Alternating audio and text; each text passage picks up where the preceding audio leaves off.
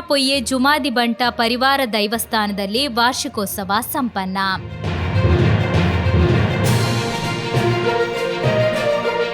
ಮಂಜೇಶ್ವರ ಪೊಯ್ಯೆ ಜುಮಾದಿ ಬಂಟ ಪರಿವಾರ ದೈವಸ್ಥಾನದಲ್ಲಿ ವಾರ್ಷಿಕೋತ್ಸವ ಸಂಭ್ರಮದಿಂದ ಹಾಗೂ ಭಕ್ತಿಭಾವದಿಂದ ನೆರವೇರಿತು. ಕಾರ್ಯಕ್ರಮದಲ್ಲಿ ದೈವಸ್ಥಾನದ ಗೌರವ ಅಧ್ಯಕ್ಷರಾದ ವಿಶ್ವನಾಥ್ ಉಚ್ಚಿಲ್, ಅಧ್ಯಕ್ಷರಾದ ವಿಜಯ್ ಕುಮಾರ್ ಉಳ್ಳಾಲ್ ಉಪಸ್ಥಿತರಿದ್ದರು.